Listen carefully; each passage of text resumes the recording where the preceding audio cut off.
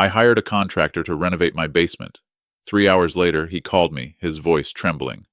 Mr. Parker, you need to come home immediately. I found something behind the wall. There's a room here. And sir, someone has been living in it. My hands shook as I tightened my grip on the phone. What do you mean, someone's been living in it? There's a bed, food containers, clothes, and I can hear breathing? I told him to leave the house right away and call the police. As I drove home from my accounting office in downtown Toronto, my thoughts spiraled out of control. My wife, Eleanor, had died 6 years ago from lung cancer. Or at least, that's what I had always believed. Our daughter, Rachel, was away at university in Montreal. Who on earth could be living in my basement? Let me start from the beginning. My name is Daniel Parker, and I'm 63 years old. I've lived in the same house in North York for 35 years. Eleanor and I bought it as newlyweds, raised Rachel here, and built our entire life within these walls. When Eleanor received her diagnosis 7 years ago, our world fell apart. Stage 4, lung cancer. The doctors said she might have 6 months, maybe a year with treatment. She fought with everything she had, but the illness was unforgiving. I took time off work to care for her, and Rachel came home from school every weekend. We tried to cherish every moment we had left. Eleanor spent her final months in palliative care, and when she passed, we held a small funeral. She had wanted to be cremated, so I scattered her ashes in High Park, the place where we used to walk every Sunday morning. The grief almost broke me. For 2 years, I could barely function. Rachel worried about me constantly. Then, 3 years ago, I met Susan at a support group for widowers and widows. She was a nurse at Sunnybrook Hospital, 49 years old, compassionate and patient. She had lost her husband to a heart attack 5 years earlier, and we connected through our shared grief. Susan never rushed me. She understood when I couldn't bring myself to throw away Eleanor's belongings. She comforted me on the day that would have been our anniversary. Slowly and carefully, she helped me piece my life back together. 2 years ago, she moved in with me. Rachel was hesitant at first, protective of her mother's memory, but Susan never tried to replace Eleanor. She remained respectful and gentle. Last month I proposed, and Susan said yes. We planned a small wedding for the summer. Rachel seemed happy for me, although I noticed she had become distant lately. She made excuses not to come home during reading week, and when she did visit, she appeared nervous and on edge. I assumed it was the pressure from her engineering program. The basement renovation had been Susan's suggestion. That space is just collecting dust and old memories, she had said. Let's turn it into something useful, a home office for you, maybe even a guest room for when Rachel visits with friends. It sounded reasonable. I had been avoiding the basement for years. Too many of Eleanor's things were stored down there. I hired Andrew, a contractor recommended by my neighbor. He seemed reliable and experienced. He began work on a Monday morning while I was at the office, and Susan was on her day shift at the hospital. That was when he called me. By the time I got home, 2 police cruisers were already parked outside. Andrew stood on my front lawn, pale and visibly shaken. Officers Miller and Grant met me at the door. Mr. Parker, we need you to stay calm, Officer Miller said. We've cleared the main floor and the second floor. We were about to check the basement when you arrived. Did the contractor tell you what he found? He said there's a hidden room behind a false wall in the basement storage area, I replied. He heard sounds coming from inside. We need to investigate, but we wanted you present. My stomach twisted. This doesn't make any sense. I've lived here for 35 years. When was the last time you went into that storage area? I had to think. Years, maybe. Possibly not since before Eleanor died. It's just old furniture, holiday decorations, and things we no longer use. We walked down the basement stairs, the officers leading with flashlights. Andrew had already removed part of the drywall near the old storage room. Behind it was another wall that looked newer. Someone had constructed a false wall, creating a concealed space. Officer Grant called out, "This is the police. If anyone is in there, please respond. You are not in trouble. We are here to help." Silence. Then, so faint I almost thought I imagined it. A whisper. "Help me." My blood turned to ice. That voice. I recognized that voice. The officers exchanged a quick look. "Mr. Parker, please step back. We're going to breach the wall." It took them nearly 20 minutes to carefully remove enough drywall to reveal a door. It was locked from the outside with a heavy-duty deadbolt. Officer Miller radioed for backup and paramedics. "Do you have any idea who might be in there?" he asked. I couldn't speak. That voice, it couldn't be. It was impossible. They forced the lock open. The door creaked as it swung inward, revealing a small room, maybe 10 by 12 feet. There was a cot, shelves stacked with food containers and water bottles, and a bucket in the corner. And on the cot, wrapped in blankets, was a woman. She was severely thin, her hair long and unkempt, her skin pale as paper. But her eyes, I knew those eyes. "Eleanor," the word escaped as a broken sob. She looked up at me, tears streaming down her face. "Daniel." My legs gave out beneath me. Officer Grant caught me and gently lowered me to the floor. "Do you know this woman?" he asked. "She's my wife," I whispered. "My wife who died 6 years ago." The paramedics rushed in, checking Eleanor's vitals and wrapping her in thermal blankets. She was dangerously malnourished, dehydrated, and extremely weak. As they prepared to take her to the hospital, she grabbed my hand. "Susan," she whispered. It was Susan. My world spun. "What?" "She was my nurse," Eleanor said weakly. "She told me she could help me avoid the pain of dying. She gave me something, said it would make me comfortable, but I didn't die. I woke up here." "That's impossible," I muttered. "We had a funeral. I scattered your ashes." She looked at me with hollow eyes. "Whose ashes did you scatter, Daniel?" The paramedics transported Eleanor to the hospital, and I rode in the ambulance with her, my mind unable to comprehend what was happening. Eleanor was alive. My wife of 40 years, the woman I had mourned for 6 years, was alive. And Susan, the woman I was planning to marry, had done this to her. At the hospital, while the doctors examined Eleanor, I called Rachel.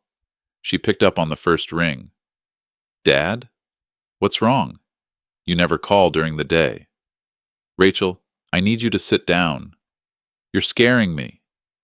Your mother is alive." The line went silent for so long I thought the call had dropped. Then her voice came back, trembling. "What did you just say?"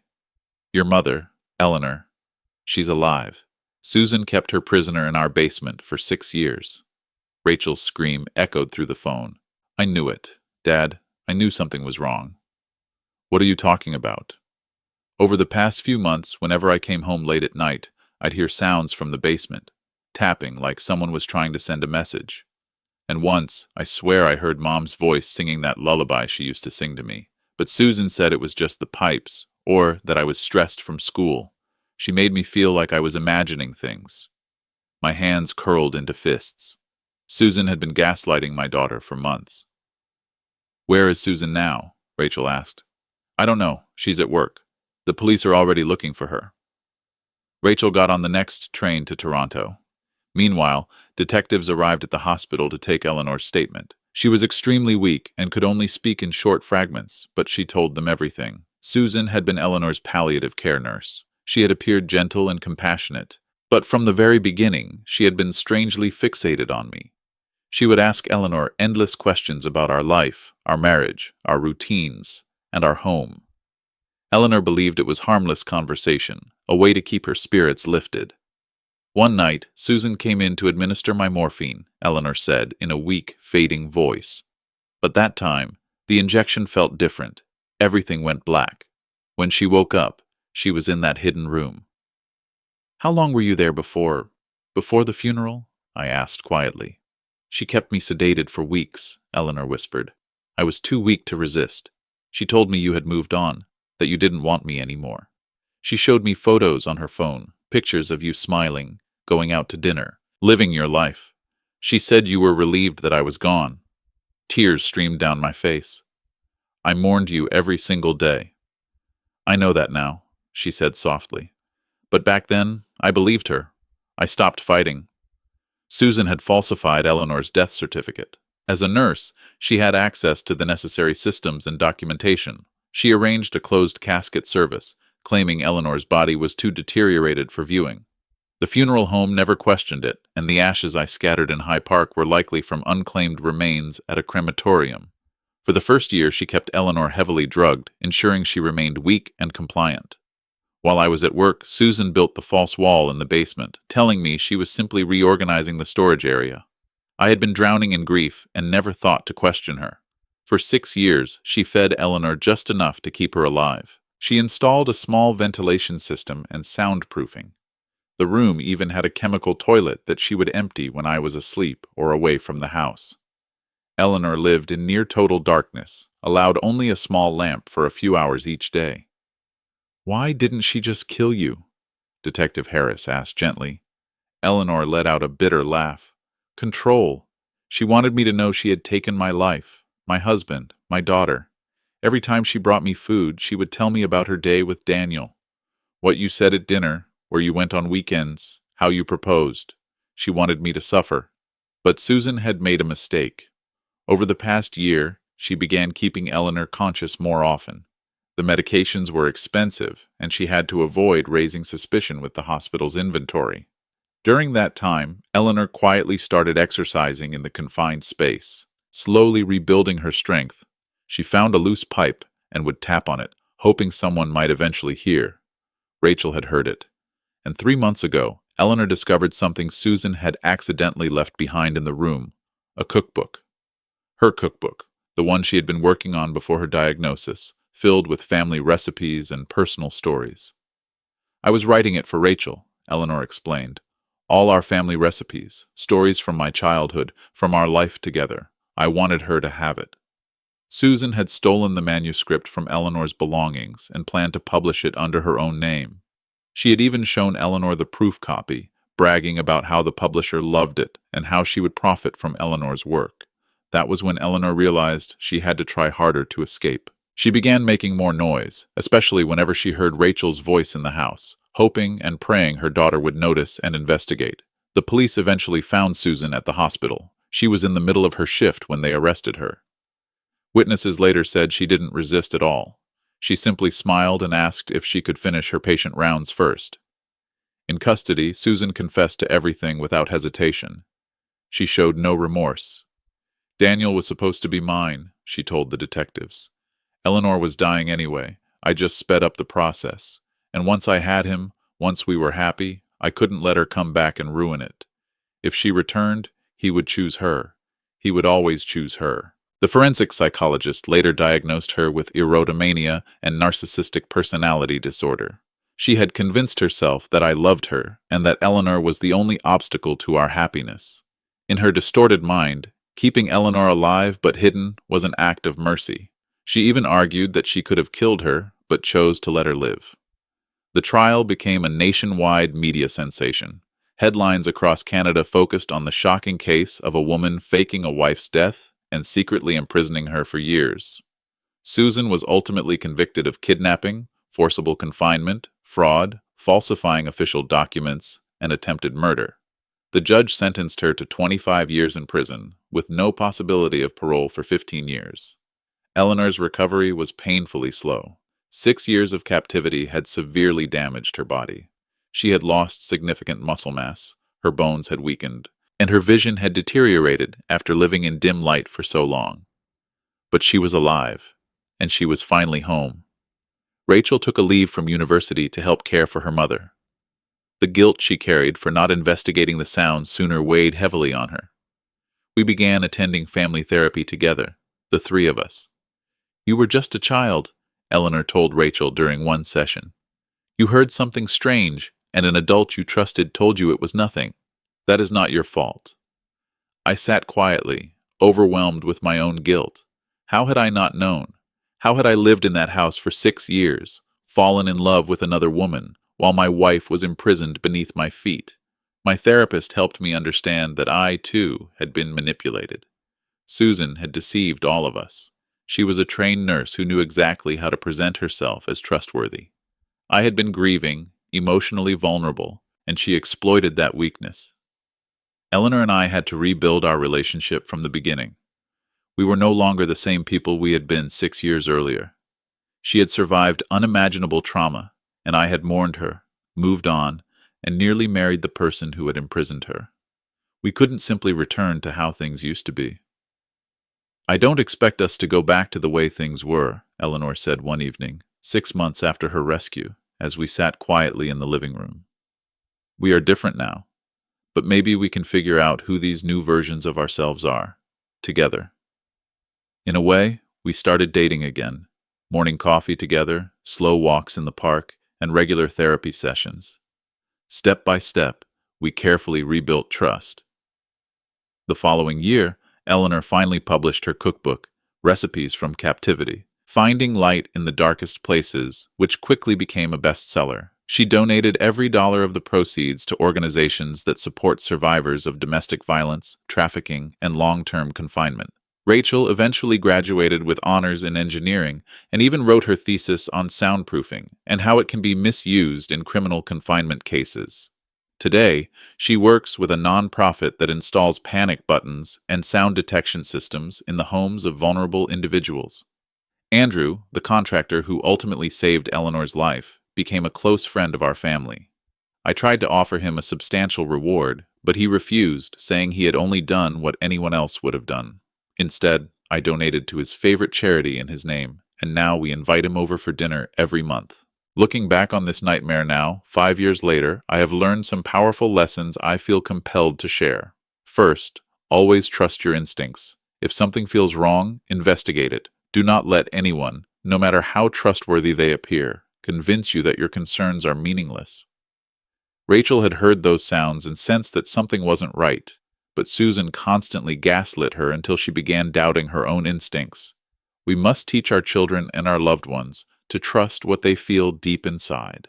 Second, grief makes us incredibly vulnerable. When we are mourning, we are desperate for anything that can ease the pain. That is often when predators step in. They offer comfort, understanding, and a path forward. We must be careful with our hearts while we are healing. There are truly kind people in this world, but there are also those who see grief as an opportunity. Third, the people we trust the most can sometimes hide the darkest truths. Susan was a nurse, a caregiver, someone I met in a support group for grieving spouses. She seemed perfect because she had carefully shaped herself to appear perfect. She studied me, understood my weaknesses, and became exactly the person I needed at the time. Evil does not always reveal itself openly. Sometimes it arrives with a gentle smile and kind words. Fourth, never dismiss the concerns of young people. Rachel tried to tell me that something felt wrong. She heard noises, felt uneasy, but I was too distracted by my new relationship to truly listen. Children and teenagers often notice things adults overlook. Their concerns should always be taken seriously. Fifth, verify everything. I never questioned the closed casket. I never asked to review documents. I trusted the system. I trusted Susan. I trusted that everything was exactly as it appeared. Even in moments of grief or crisis, we must maintain awareness. This is not about paranoia. It is about being cautious and responsible. Finally, healing is possible, but it requires time. Eleanor will never completely recover from what she endured. The trauma will always be part of her story, but she has found ways to transform that pain into purpose through her cookbook, her advocacy work, and her courage in sharing her experience. Last spring, Eleanor and I renewed our vows in a small ceremony in our backyard, attended only by close family and friends. Rachel stood beside us as our witness. Andrew was there, and even Officer Miller came to show his support. As I looked at Eleanor, healthy, strong, and alive, I thought about how close I had come to losing her forever, and how close I had come to marrying the very person who imprisoned her. During my vows, I told her, I promise to truly listen when you speak, to trust you, to protect you, and to never take a single day with you for granted. Eleanor gently squeezed my hands and replied, I promise to keep fighting, to keep living, and to remind you every single day that we survived. We are here. We won. The hospital where Susan once worked has since implemented a policy requiring nurses to work in pairs when administering medication to palliative care patients. Eleanor strongly advocated for that change. If 2 people had been present that night, she said, Susan would never have been able to do what she did. Small changes like these are how we prevent tragedies. We update policies, we listen to concerns, we trust our instincts, and we stay vigilant without becoming paranoid. My name is Daniel Parker. I am 68 years old now. I live in Toronto with my wife, Eleanor, my partner of 45 years. My daughter, Rachel, visits every weekend with her fiancé. I have a peaceful life, a grateful life, but I will never forget that phone call from Andrew. I will never forget hearing my wife's voice coming from behind that hidden wall. I will never forget that evil can hide in plain sight, wearing the face of someone we trust. And I will continue sharing this story, because if it helps even one person recognize warning signs, trust their instincts, or investigate when something feels wrong, then some good will have come from our nightmare. The people we trust the most can sometimes conceal the darkest secrets. Stay alert, trust your instincts, and never assume that the impossible cannot happen to you. 6 years ago, I would have said it was impossible for my dead wife to still be alive. I would have said it was impossible for the kind nurse who helped me through grief to be a monster. I would have said it was impossible for someone to hide a prisoner in my own home without my knowledge. Yet every one of those impossible things happened, and the truth is, they could happen to anyone.